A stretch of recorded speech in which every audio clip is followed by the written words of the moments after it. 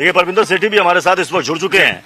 परविंदर जी, ये 3 दिन चर्चा, आज प्रधानमंत्री का जवाब, इस अविश्वास प्रस्ताव से देश की जनता को क्या मिला, क्या समझे वो? अविश्वास प्रस्ताव लाया गया विपक्ष की सारी जी। पार्टियों से। ये जो मणिपुर, इसका मेन मुद्दा, हाँ। जो मणिपुर के अंदर हिंसा हुई, हाँ। और एक महिला का इतना अपमान हुआ, उसके लिए विपक्ष चाहता था कि प्रधानमंत्री जी आके संसद में बोले, लेकिन प्रधानमंत्री जी नहीं आए। उन्होंने कहा गृह मंत्री जी बोलेंगे, और इसलिए उन्होंने अविश्वास प्रस्ताव रखा कि प्रधानमंत्री जी आके बताएं कि वो हिंसा क्यों हुई, उसके क्या कारण थे। और मैं ये समझता हूँ कि ये बहुत सेंसिटिव इशू है देश के लिए कि एक प्रदेश के अंदर, ये शायद इसमें आवाज इस पे बोलिए एक बार। मैं ये बताना चाहता हूं कि मणिपुर के अंदर या हरियाणा के अंदर या देश के अंदर जो लॉ एंड ऑर्डर फेलियर हुआ है, जो एडमिनिस्ट्रेटिव फेलियर हुआ है, वो देश के लिए बड़ी चिंता की बात है। उसके लिए देश की सत्ता में बैठे हुए, चाहे देश के प्रधानमंत्री हैं, चाहे गृह मंत्री हैं, उनका फर्ज बनता है वो जनता को बताएं कि ये क्या कारण। गृह मंत्री ने बार बार कहा कि मैं तो सदन में बोलने के लिए तैयार था। मैंने शुरुआत में ही कहा था, सदन में सत्र की शुरुआत में कहा था कि आपको जवाब चाहिए तो मैं जवाब देने के लिए तैयार हूं। आप हंगामा कर रहे थे, आप गृह मंत्री की बात सुनना नहीं चाहते थे। आप कह रहे हैं कि लॉ एंड ऑर्डर के मसले पर स्टेट सब्जेक्ट है, ठीक है, लेकिन केंद्र सरकार जवाब दे कि क्या किया। उन्होंने कहा कि 1993 में भी उस वक्त राजेश पायलट जी ने जवाब दिया था। आप बार बार इस बात पर अड़े रहे कि नहीं, पीएम को बोलना पड़ेगा। इसकी वजह से आपने इस सत्र के कई दिन को हंगामे की वजह से बर्बाद कर दिया। नहीं, आप दूसरा पहलू भी देखिए ना सिक्के का। अगर प्रधानमंत्री जी थोड़ा सा लोगों की भावनाओं का सम्मान करते और आके बोल देते, तो जो पार्लियामेंट का जो इतना नुकसान हुआ वो ना होता। दोनों ही तरफ ये बात बैठती है। लेकिन मैं एक दोनों ही तरफ बात बैठती है, पक्ष विपक्ष दोनों तरफ। बिल्कुल, क्योंकि नुकसान करने में अगर एक बार एक व्यक्ति अड़ जाता है कि भी हमें जवाब चाहिए। देखिए, जिसके घर का व्यक्ति मरा है ना, वो खून के आंसू बह रहा है, वो हमेशा के लिए मर गया जो जिंदा है, लेकिन उसका कोई कंपनसेशन नहीं है। देश की सरकार जनता को ये बताए कि पहली बात तो ये हुआ क्यों, दूसरी बात उनको पहली तो जान का कंपनसेशन नहीं है, उनको क्या आप कंपनसेट कर रहे हो, तीसरी बात जो उसके आरोपी हैं उनको फास्ट ट्रैक में ले जाकर आप सजा दे पा रहे हो, और कितने दिन में दे रहे हो, क्या सजा दे रहे हो, और देश की जनता को आप ये आश्वासन दे रहे हो कि इस तरह की घटना दोबारा किसी प्रदेश में नहीं होगी। परविंदर जी, एक बात बताइए मुझे, मेरा सवाल सीधा और साधारण सा है। कल अमित शाह जी ने जवाब दिया लोकसभा में, उन्होंने 2 घंटे तक अपनी पूरी बात रखी, एक एक पॉइंट पर जानकारी दी। उन्होंने पिछली सरकारों के रेजिम में भी जो काम हुए, मैटर क्या है, कुकी और मैतेई के बीच का मामला क्या है, कुकी कहां से आए, फेंसिंग किस तरह से की जा रही है, बायोमेट्रिक किस तरह से किया जा रहा है, सारी डिटेल दी। लेकिन आज फिर इसी मुद्दे पर जब प्रधानमंत्री का संबोधन होना, इस मुद्दे पर फिर हंगामा करके फिर लोकसभा एडजर्न करा देना, ये तो साफ लगता है कि आप लोग चाहते ही नहीं चर्चा। आपका मकसद है राजनीति करना, मकसद है हंगामा खड़ा करना। देखिए, ये हमारे देश का दुर्भाग्य है। जिन लोगों को मैंडेट देकर संसद के अंदर पहुंचाया गया, उनको अपने विपक्ष पार्टी के लोगों को सम्मान देना चाहिए, उनकी बात को ध्यानपूर्वक सुनना चाहिए। आप सुनिए उनको, फिर आप उस बात का जवाब दीजिए। लेकिन ये ट्रेंड बन गया है। मैं किसी भी पार्टी की बात नहीं करता, चाहे राहुल गांधी बोल रहे थे तो बीजेपी वालों ने हंगामा करा, बीजेपी का बोलते हैं तो दूसरे पार्टी के हंगामा करते हैं। ये देश के अंदर मजाक चल रहा है। देश की जनता शर्मिंदा है कि हमने इन लोगों को मैंडेट देकर संसद के अंदर भेजा है, और ये लोग एक दूसरे की बात सुनना भी पसंद नहीं करते। आप मैं देखिए, जो पहले समय था, पहले जो राजनीतिक थे अपने विपक्षियों का सम्मान करते थे। आज वो ट्रेंड चेंज हो गया है। वो कहते हैं इस व्यक्ति को खत्म कर दिया जाए, विपक्ष को खत्म कर दिया जाए, सत्ता में सिर्फ हम रहें। ये जो ट्रेंड है, ये जो सोच है, ये बड़ी दुर्भाग्यपूर्ण है। देखिए, अब इस सदन के अंदर तो लंबे समय से कांग्रेस भी रही है, सरकारें आती रही जाती रही, तो आप कह रहे हैं कि एक ट्रेंड सा बन गया है कि जो सत्ता में रहेगा वो सत्ता में बना रहेगा। बीजेपी ने आपके गठबंधन का नाम घमंडिया रखा है। उन्होंने कहा कि इनके अंदर घमंड है। दरअसल में इनको बर्दाश्त नहीं हो रहा है कि अब ये सत्ता में नहीं है। नहीं, देखिए, कभी बीजेपी भी 2 सीटों पे थी। अगर कांग्रेस पार्टी ने अच्छे से काम नहीं किया तो जनता ने उसको घर बैठा दिया। मैं ये समझता हूँ कि देश की जनता ने भारतीय जनता पार्टी को इतना बड़ा मैंडेट देके देश की सत्ता मतलब आप ये कह रहे हैं कि आपको ये लग रहा है कि भले ही आप यहाँ पर सदन में नंबर गेम में पिछड़ जाएंगे, लेकिन 24 में पछाड़ देंगे। देखिए, मैं आपको बताता हूँ कि भारतीय जनता पार्टी प्रोफेशनली बहुत बहुत प्रोफेशनली साउंड है, उनका वर्कर नेटवर्क बहुत साउंड है। ये एक बहुत बड़ा समुद्री जहाज है, ये टाइटैनिक का जहाज है, ये डूबेगा, इसको समय जरूर लग सकता है, हो सकता है 2024 में ना डूबे, लेकिन इसका डूबना तय है। जिस दिन ये डूब गया फिर ये 20 साल नहीं आता। लेकिन ये अब देखिए, आप कह रहे हैं कि बीजेपी टाइटैनिक है, आप कह रहे हैं एनडीए टाइटैनिक है, लेकिन आपने दो टाइटैनिक बनाए। एक टाइटैनिक बनाया जब 2019 का इलेक्शन था, 2018 में नो कॉन्फिडेंस मोशन लेकर आए, फिर बीजेपी कह रही है आपने एक और टाइटैनिक बनाया है, इस बार नया गठबंधन बनाया है। और अलबत्ता तो नया गठबंधन, और अव्वल उस पर आरोप ये कि आपने यूपीए के पापों से, मतलब जो कल भाषा का इस्तेमाल हुआ, भ्रष्टाचार, यूपीए के भ्रष्टाचार जो एलिगेशंस यूपीए के ऊपर हैं, उससे मुक्ति पाने के लिए आपने गठबंधन का नाम चेंज कर दिया। लेकिन कह रहे हैं कि नाम बदल देने से चेहरा तो नहीं बदलेगा। नहीं, देखिए, ये जो गठबंधन हुआ है ना, ये गठबंधन सत्ता के लिए नहीं है। ये सत्ता तो डेफिनेटली है, लेकिन इसका जो मूल कारण, इसके जो रूट्स हैं, वो सच की लड़ाई है, न्याय और अन्याय की लड़ाई है। अगर देश के अंदर हिंसा होती है, चाहे राजस्थान में हो, चाहे मणिपुर में हो, चाहे हरियाणा में हो, एक बेटी है, एक आम आदमी पार्टी के साथ मिलकर कौन से सच की लड़ाई कांग्रेस लड़ रही है? लेफ्ट के साथ मिलकर कौन सी लड़ाई लड़ रहे हैं? टीएमसी के साथ मिलकर कौन सी लड़ाई लड़ रहे हैं? ये कहना चाहता हूँ, एलडीएफ यूडीएफ बनाकर केरल में लड़ रहे हैं, वहां पर फिर तो 38 पार्टियों के साथ नहीं, वो तो नहीं लड़ रहे ना आपस में। अरे उनका आरोप है कि वो आपस में नहीं लड़ रहे, लेकिन स्टेट वाइज आप आपस में लड़ रहे हैं, लेकिन सेंटर में आपको गठबंधन चाहिए। जो 38 पार्टी में से 24 पार्टी, उनका कोई अस्तित्व नहीं है। ये सारी पार्टियां बड़ी हैं, इनके अंदर बड़े नेता हैं, और वो अपनी बात को प्लेटफॉर्म पे करते हैं और हाई कमांड बैठकर उसको सॉर्ट आउट करती है। आपने देखा होगा जब वीपी सिंह जी ने पूरा इस तरह से गठबंधन तैयार करा था, उसके बाद उन्होंने देश से सत्ता से हटाया, उसके बाद आई के गुजराल आए, देव गौड़ा जी आए, वीपी सिंह जी आए, चंद्रशेखर जी आए। तो इस प्रकार से जब एक व्यक्ति सत्ता में आकर घमंड में चूर होकर किसी की बात नहीं सुनता, मैं कहता हूँ दिल्ली की बात लीजिए, एक लड़की के 35 टुकड़े हो जाते हैं, एक लड़की को 16 चक्कू मारे जाते हैं, एक लड़की को 15 किलोमीटर तक घसीटा जाता है, लेकिन उसके आरोपी को फास्ट ट्रैक कोर्ट में ले जाकर फांसी की सजा नहीं दी जाती। लॉ एंड ऑर्डर कोलैप्स कर गया है। जो क्रिमिनल्स हैं उनको लॉ एंड ऑर्डर का डर नहीं है, उनको पुलिस का डर नहीं है, लॉ रिफॉर्म की जरूरत है। राजस्थान भी भारत में है सर, मैं तो सबका नाम लिया, मैंने राजस्थान का भी नाम लिया, मैंने हरियाणा का भी नाम लिया, मैंने मणिपुर का। आपने अपने मंत्री को बर्खास्त क्यों कर दिया फिर? नहीं, कल को आपको बोलेंगे कि आप अपनी पार्टी की पक्ष मत रखिए, आप कांग्रेस पार्टी की बात मत रखिए, क्योंकि आप सबकी बात कर रहे हैं। नहीं, मैं छोटी सी बात कर रहा हूँ, मैं किसी पार्टी का प्रवक्ता नहीं, मैं छोटी सी बात ये कर रहा हूँ कि देश के अंदर, सेंटर के अंदर मोदी जी की सरकार है, उसके गृह मंत्री अमित शाह जी हैं। अगर मान लो राजस्थान में कोई बात होती है, मणिपुर में कोई बात होती है, पंजाब में कोई बात होती है, किस स्टेट में बात होती है, आपको ये स्टेट मैटर है, तो आप किस लिए हो? आपके सांसद किस लिए हैं? जो देश की मणिपुर के मुख्यमंत्री को बर्खास्त कर देना चाहिए। नहीं, मुख्यमंत्री को नहीं, गृह मंत्री इस्तीफा दें, गृह मंत्री इस्तीफा दें। उन्हों का लॉ एंड ऑर्डर कोलैप्स कर गया है।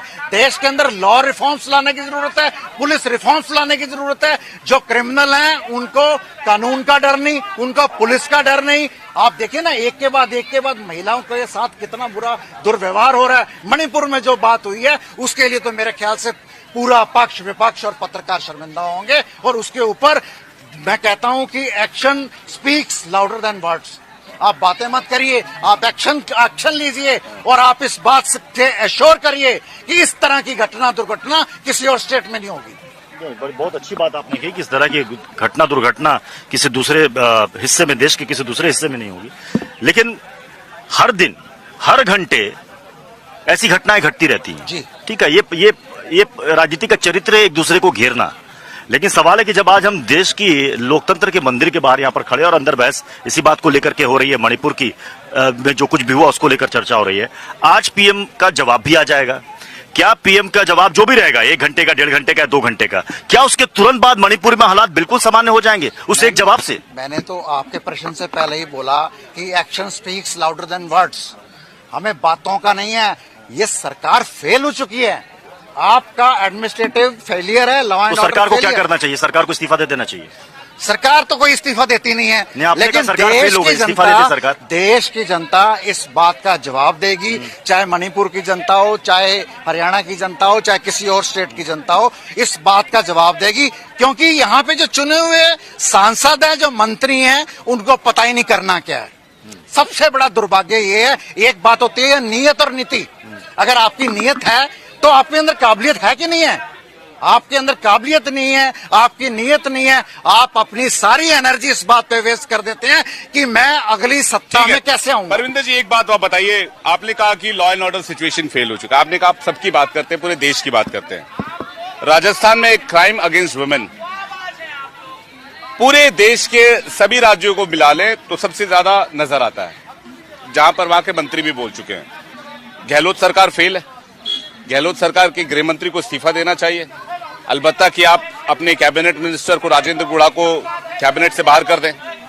देखिए, मैं आपको बताता हूँ, जी। स्टेट पॉलिटिक्स और सेंट्रल पॉलिटिक्स में बहुत बड़ा अंतर ये है। अच्छा, इसमें महिलाओं की सुरक्षा में भी अंतर है? नहीं, मैं आपको जवाब दे रहा हूँ, मेरा बात पूरी नहीं होगी ना, उसका मतलब नहीं निकलेगा। ठीक है। मैं ये कहता हूँ, अगर स्टेट के अंदर कोई मुख्यमंत्री नाकामी करता है तो उसको फटाफट जवाब मिल जाता है, वहां की सरकार गिर जाती है। लेकिन सेंटर की सरकार गिरना इतना आसान नहीं है। एक बार पूरे देश के अंदर अगर आपकी सरकार है तो उसको गिरने में समय लगता है। जिस प्रकार मैंने कहा, पानी वाला जहाज है, इसको डूबने में समय लगेगा, लेकिन इसका डूबना निश्चित है। ये क्या दलील हुई, पानी वाला जहाज इसका डूबना निश्चित है? राजस्थान सरकार के बारे में कुछ बोला ही नहीं आपने। मैं कह रहा हूं कि उसका जवाब भी मिलेगा। अगर आपने आपने मेरे को सुना नहीं, मैंने कहा अगर स्टेट पॉलिटिक्स के अंदर कोई मुख्यमंत्री नाकामी करता है, कोई करप्शन करता है, कोई स्टेट के अंदर उसका लॉ एंड ऑर्डर फेलियर होता है, तो अगले चुनाव में इमीडिएटली जनता जवाब दे देती है। लेकिन देश की जनता को जवाब देने के लिए सारी स्टेट्स को एक होना, उसके लिए समय लगता है। बातें तो बड़ी अच्छी अच्छी कर रहे हैं आप, आपके शब्द भी बड़े अच्छे अच्छे आप चुन चुन करके यहाँ पर रख रहे हैं कि सबको ऐसा होना चाहिए, सबको वैसा होना चाहिए। तो देखिए, किताबी चीजें कुछ और होती हैं और धरातल पर हकीकत कुछ और होता है, और राजनीति में ये बात बिल्कुल सटीक भी बैठती है। अब आपसे मैंने ये पूछा कि तो आपने कहा कि सरकार का ये फेल्योर है, तो सरकार को इस्तीफा दे देना चाहिए, क्लियर कट कहिए। नहीं, अब मैं आपको बताता हूँ, हम कहते हैं जी हम पूरे संसार के अंदर हमारा बड़ा नाम है, हम बड़ा ये कर रहे हैं, वो कर रहे हैं। आप वहां से सीखिए ना, वहां का लॉ एंड ऑर्डर। देखिए, हम जो सवाल जवाब यहाँ पर कर रहे हैं परमिंदर सेठी जी से, मैं चाह रहा था कि हमारे साथ एक और मेहमान जुड़े जो कि सरकार की तरफ से पक्ष रखें, लेकिन अभी तक सरकार की तरफ से शुरुआत में कुछ जुड़े थे हमारे साथ मेहमान, इसलिए सवाल सरकार की तरफ पर भी होना चाहिए, सत्ता पक्ष पर भी होना चाहिए, क्योंकि भैया सदन सभी का है, सत्ता पक्ष और विपक्ष दोनों का है। और सबसे बड़ी बात है कि हमारे और आपके टैक्स से ये सदन चलता है। सदन की कई घंटे की जो कार्रवाई चलती है, उसमें कितने करोड़ रुपए खर्च होते हैं, आप गूगल कीजिएगा, आपको पता चल जाएगा। यहां हम क्या चाहते हैं? हम यही चाहते हैं ना कि हमारे मुद्दे उठे। मणिपुर की घटना पर बिल्कुल चर्चा होनी चाहिए थी। नियमों को लेकर पेच क्यों फंसाया गया कि नहीं 267 पर हो, नहीं 176 पर हो, ये क्यों फंसाया गया? अगर ये पहले ही चर्चा हो जाती तो शायद आज ये नौबत नहीं आती। सिर्फ एक बात की जिद थी विपक्ष की, परविंदर जी अगर मैं गलत नहीं हूं तो, कि पीएम को बयान देना पड़ेगा। तो उसके लिए आपने तरीका निकाला कि नो कॉन्फिडेंस मोशन लाओ, उसमें पीएम को जवाब देना पड़ेगा, तो पीएम को जवाब देना पड़ेगा, पीएम को आना पड़ा। और शायद ये एनडीए और बीजेपी भी चाहती थी कि ले आओ नो कॉन्फिडेंस मोशन, उसके बाद बढ़िया से हम भी अपने आंकड़े रखेंगे, क्योंकि नंबर गेम हमारे पक्ष में, और बताएंगे कि 2024 के पहले इंडिया फेल हो गया है। नहीं, देखिए, मैं आपको बताता हूँ, दोनों के लिए विन विन सिचुएशन है। नो कॉन्फिडेंस मोशन आने से मतलब ये नहीं है कि वो सक्सेस ही हो, लेकिन पूरे देश के अंदर, पूरे संसार के अंदर एक मैसेज जाता है कि एक पूरा विपक्ष इकट्ठा होकर अविश्वास प्रस्ताव रख रहा है, नो ट्रस्ट मोशन रख रहा है। सरकार के ऊपर हमारा विश्वास नहीं है, वो टूटता है या नहीं टूटता वो सेपरेट बात है। लेकिन मैं आपको बताता हूँ, 9 साल के अंदर प्रधानमंत्री जी ने एक प्रेस कॉन्फ्रेंस नहीं करी। वो हर मुद्दे पे बोलते हैं, मन की बात करते हैं, लेकिन एक गरीब आदमी के मन की बात नहीं जानना चाहते। उनको ये नहीं पता टमाटर के क्या दाम है, उनको ये नहीं पता पेट्रोल डीजल के क्या दाम है, उनको ये नहीं पता गैस सिलेंडर के क्या दाम है। आप गरीब आदमी के बारे में सोचेंगे नहीं, मजदूर के बारे में सोचेंगे नहीं, किसान के बारे में सोचेंगे नहीं, आपने कहा ना कि गरीब आदमी के बारे में नहीं, महंगाई की चर्चा की। आप महंगाई पर नो कॉन्फिडेंस मोशन लेकर आए इससे पहले? नहीं, मैं कह रहा हूँ जब चर्चा छोड़ दीजिए बाकी चीजों के ऊपर बात होती है। नहीं, मणिपुर पर लाए, ठीक है, आपका हक है, आप लाए, कोई बात नहीं। आप कहते हैं महंगाई पर सरकार कुछ नहीं बोल रही है, टमाटर देख लो, पेट्रोल देख लो, डीजल देख लो, सरसों तेल देख लो, हर चीज महंगी है, हर चीज महंगी है। महंगाई पर थोड़ा और पहले शुरुआत कर देते, नो कॉन्फिडेंस मोशन ले आते। सरकार को घेरते हैं आंकड़ों के साथ, क्यों नहीं घेरे? मैंने यही कहा कि प्रधानमंत्री जी ने 9 साल में कोई प्रेस कॉन्फ्रेंस नहीं करी और इतने इशू, ज्वलंत इशू हैं, चाहे आप किसानों की बात लीजिए, आप खिलाड़ियों की बात करिए जिन्होंने पूरे संसार के अंदर अपना नाम रोशन करा और स्वर्ण पदक लेके आए, प्रधानमंत्री जी भी उनका स्वागत करते हैं। लेकिन जब उनका एक सांसद उनके साथ जाति करता है तो उसकी एफआईआर दर्ज कराने के लिए सुप्रीम कोर्ट जाना पड़ता है। ये बड़े दुर्भाग्य की बात है। अगर अडानी के ऊपर जेपीसी का गठन नहीं होता तो उसकी जांच समिति बनाने के लिए सुप्रीम कोर्ट जाना पड़ता है। अगर ट्रांसफर पोस्टिंग के ऊपर कोई बात नहीं होती, उसकी समिति बनाने के लिए सुप्रीम कोर्ट जाना तो पड़ता है। क्या इस मामले में नो कॉन्फिडेंस मोशन लाकर विपक्ष की जीत हुई है? विपक्ष की डेफिनेटली जीत हुई है। क्यों ये जीत हुई? जनता की आवाज बनी है, पूरे देश की जनता की आवाज बनी है। एक मैसेज गया है पूरे देश के अंदर, पूरे संसार के अंदर एक मैसेज गया कि ये सरकार घमंड में इतनी चूर है, इनको ये नहीं भूलना चाहिए कभी इनके भी 2 सांसद थे। ये जनता है साहब, ये जनता जवाब देगी, देर से दे या जल्दी दे, वो मैं नहीं कह सकता। इस बीच एक खबर आ रही है, बड़ी खबर है। अविश्वास प्रस्ताव से पहले जो गठबंधन बना है इंडिया, जिनकी बात मैं इनसे कर रहा था परमिंदर सेठी जी से, उसमें फूट पड़ गई है। ये सोर्सेज के हवाले से खबर है कि एनडीए में आरएलडी शामिल हो सकती है, मोदी योगी कैबिनेट में जगह मिल सकती है। इसको लेकर चर्चा काफी दिनों से चल रही थी कि बहुत जल्द आरएलडी बातचीत चल रही थी, आरएलडी एनडीए में आ रही है, बीजेपी और आरएलडी में, मतलब एक आपका पहिया खुलकर जा रहा है। सर मैं आपको बताता हूं कि घमंड की जो सीमा क्या होती है। जिन लोगों ने भारतीय जनता पार्टी को अपने खून से सींचा, जिन लोगों ने भारतीय जनता पार्टी को खड़ा करा, चाहे इनके इंटरनल नेता सुषमा, नहीं, अगर मान लीजिए कि जयंत चौधरी निकल जाते हैं, जयंत चौधरी निकल जाते हैं आपके इंडिया से। अच्छा, मैं इंडिया से, मैं इस पे बात करता हूँ कि जो इनके सबसे बड़े अलायंस थे, चाहे शिवसेना हो चाहे श्रोमणी अकाली दल हो, हाँ, दोनों इनको छोड़ के चले गए। ठीक है, अब इनका आप और अब उस शिवसेना में फूट पड़ गई है, नंबर सीधर आ गए। नहीं, नंबर एनसीपी में फूट पड़ गई, नंबर सीधर आ गए। अभी तो और खबर ये है 2024 तक आपको बहुत सारी चीजें, अकाली दल के बारे में भी चर्चा है कि हो सकता है कि चुनाव से पहले वो भी साथ आ जाए। फिर क्या कीजिए? टर्म्स एंड कंडीशन सेटल हो रही हैं। अकाली दल आरएलडी वाला बताइए परमिंदर जी। नहीं, आरएलडी पर बच रहे हैं परमिंदर जी, कुछ बोलेंगे नहीं जयंत चौधरी के बारे में। आरएलडी का प्रवक्ता नहीं हूँ, लेकिन मैं ये बताना चाहता हूँ, आप इंडिया में हैं, इंडिया गठबंधन में है, लेकिन आप आरएलडी में नहीं, ये बात सही है। आपके गठबंधन के तार पहले ही लूज पड़ते जा रहे हैं। अब तो सवाल ये भी होने लगा, कल गृह मंत्री ने सदन में परसों कह दिया था 7 तारीख को कि जैसे ही दिल्ली सेवा बिल पास होगा राज्यसभा से, आपके पास एक फोन कॉल आएगा और केजरीवाल जी भी यू टर्न मार देंगे। सर, मैं तो इंडिया का जो टेस्ट आपने रखा, नो कॉन्फिडेंस मोशन टेस्ट के नाम पर, जवाब उस पर चाहिए परमिंदर। मैं उसी पे जवाब दे रहा हूँ। देखिए, भारतीय जनता पार्टी ने एक सत्ता को अपने हाथ की कठपुतली बना दिया। चाहे जितनी संवैधानिक संस्थाएं हैं, उन्होंने चाहे ईडी का इस्तेमाल करा, चाहे इनकम टैक्स का इस्तेमाल करा, चाहे सीबीआई का इस्तेमाल करा। आप भी जानते हैं, पूरा देश जानता है, कई स्टेट्स की सरकारें गिराई हैं।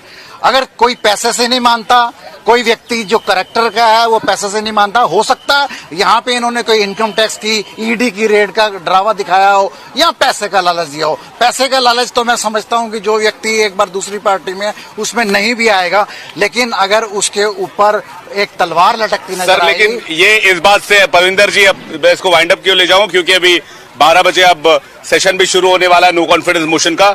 आपके साथ जो रहे वो सत्यवादी राजा हरिश्चंद्र, और आपका साथ जो छोड़ जाए वो ईडी के डर में गया क्योंकि वो करप्ट था, उसके खिलाफ केसेस थे, उसको ईडी सीबीआई का, अरे भाई ईडी सीबीआई का डर तो उसे लगेगा ना जिसके खिलाफ कोई चार्जेस होंगे, इसलिए वो आपको छोड़ के दूसरी पार्टी में चला गया। आपके साथ जो रहे वो सब कुछ ठीक, जो दूसरी पार्टी में चला गया वो सर ईडी सीबीआई से डर गया। और इंटेलिजेंस को अगर ये इंडिपेंडेंटली काम करने देते तो मैं ये समझता हूँ कि राजस्थान की हिंसा ना होती, मैं ये समझता हूँ हरियाणा की हिंसा नहीं होती, मैं समझता हूँ मणिपुर की हिंसा नहीं होती। अच्छा। इन्होंने इनको अपने हाथों की कठपुतली बना रखा है, इन्होंने एक अपना अलायंस बना रखा है कि ये काम करो, ये काम करो। 500 जो अफसर हैं, एक आदमी के पीछे, चाहे मनीष सिसोदिया हो चाहे सतेंद्र जैन हो, उनको टारगेट करा, उनके ऊपर कौन से आरोप साबित हो गए?